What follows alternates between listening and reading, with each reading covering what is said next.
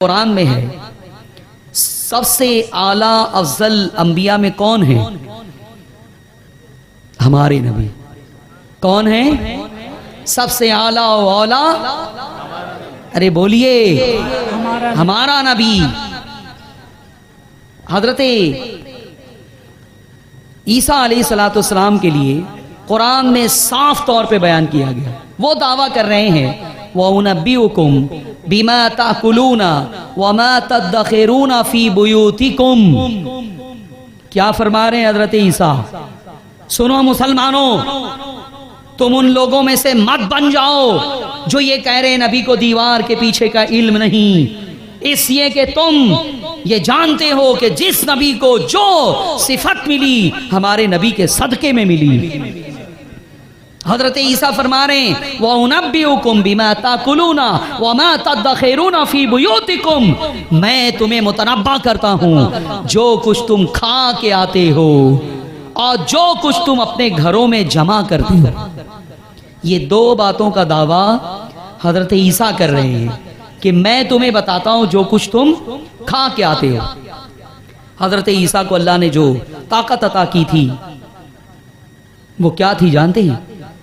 जितने लोग आते फरमाते आज तुम बिरयानी खा के आए हो, आज तुम दाल खा के आए हो, तुम चावल खा के आए हो, तुम करेला खा के आए हो, तुम बकरा खा के आए हो। वो चीज पेट में होती, लेकिन हजरत ईसा सारे लोगों के पेट में जो कुछ है जो वो खा के आए हैं वो यूं देखते थे जैसे आप सामने देख रहे हैं। फिर उसके बाद फरमाते हैं और जो कुछ तुम अपने घरों में जमा करते हो, कोई आता तो उसको कह देते कि तेरे गोडाउन में ये माल इतना पड़ा हुआ है, तेरे गोडाउन में ये इतना है। कितनी दीवारें होंगी उनके गोदामों के दरमियान। हजरत ईसा का ये दावा कुरान बयान कर रहा है। छुपी हुई बातों के बारे में वो दावा कर रहे हैं व उनब्बिउकुम, मैं तुम्हें मुतनब्बा करता हूं जो कुछ तुम खा के आते हो, जो कुछ तुम अपने घरों में जमा करते हो। हजरत ईसा के पास बच्चे आते, वो बताते कि तुम्हारी मम्मी ने फला जगह ये चीज छुपा के रखी है। बच्चे घर में जाते हैं और कहते हो फला जगह जो चीज है वो हमें दो। अब माँ बाप हैरान कि हमने छुपा के रखा था। ये बच्चे को मालूम कैसे हुआ कि फला जगह फला चीज है? पूछते बच्चा ये कैसे तुमको मालूम हुआ? बच्चे से पूछते कि बेटा तुम्हें कैसे मालूम हुआ?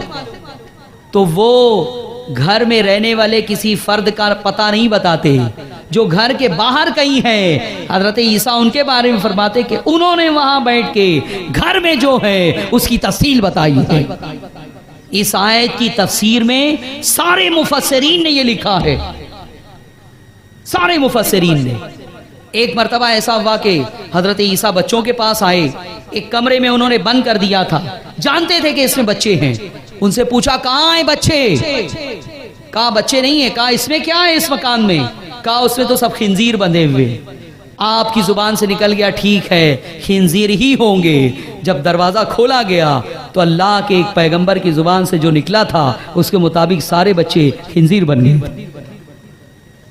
इसलिए कि वो ठट्टा कर रहे थे, मजाक कर रहे थे अल्लाह के नबी से, और अल्लाह के नबी से मजाक करने का अंजाम ऐसे ही भयानक होता है, भयानक होता है।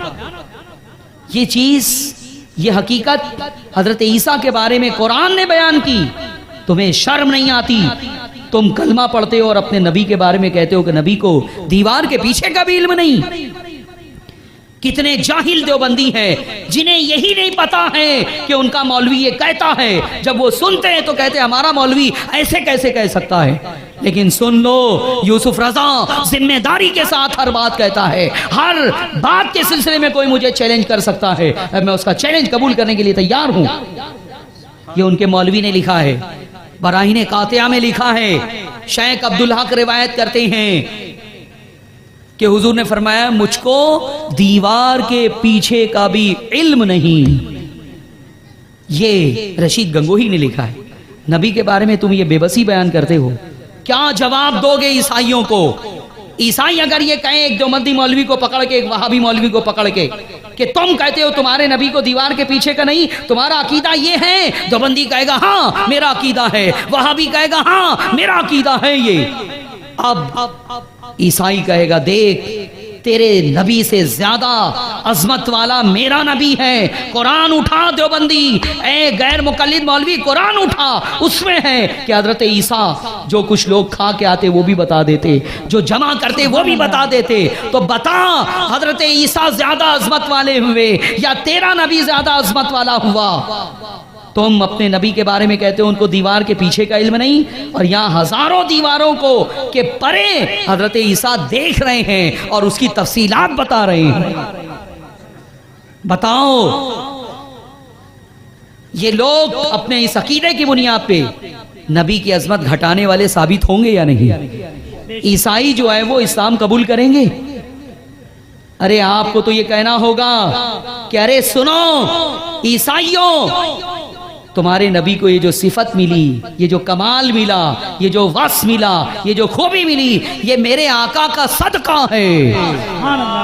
और मेरे आका का मामला तो सुन लो, मेरे आका का हाल ये है, और कोई गैब क्या तुमसे नेहा हो भला, और कोई गैब क्या तुमसे नेहा हो भला, जब ना खुदा ही छुपा तुम पे करो दुरूद। नारे तकबीर, नारे तकबीर, नारे रिसालत, उलमाए अहले सुन्नत, सुभान अल्लाह सुभान अल्लाह। इस तरह से आप डिबेट करें, ये सारी बहस आपको याद होनी चाहिए। हजरत ईसा का ये वाकया कुरान में बयान किया गया है, आयत याद करें और उसके बाद अपने ईमान के तहफ़्फ़ुज़ और अपने अकीदे के दिफा में ये आयतें पढ़ें। आप मुफस्सिरीन ने फरमाया वो जो आयत है वमा हुआ अलल गैबि बिदनीन, कि वो गैब बताने में बखील नहीं। इख्तिलाफ हुआ इसमें मुफस्सिरीन का, हुआ की ज़मीर से किसकी ज़ात मुराद है? बाज़ मुफस्सिरीन ने कहा अल्लाह की ज़ात मुराद है, बाज़ ने कहा कि रसूलुल्लाह की ज़ात मुराद है। तो जो मुफस्सिरीन रसूलुल्लाह के कायल हैं उनके मुताबिक इस आयत में यह कहा गया है कि ये नबी गैब बताने में बखील नहीं है। जिसे गैब होगा वो अगर ना बताए तो ये कहा जाएगा ना कि ये बखील नहीं है। एक आदमी के पास रुपया है, पैसा है, अमीर है, दौलतमंद है, फिर भी गरीबों की मदद नहीं करता, तो अब कहा जाएगा कि ये बखील है।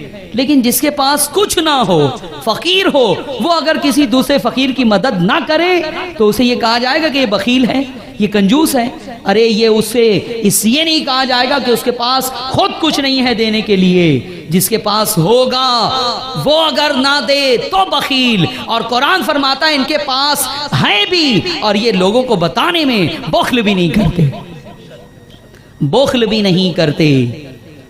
ये तो कुछ कुरान की आयतों के हवाले से मैंने गुफ्तगू पेश कर दी।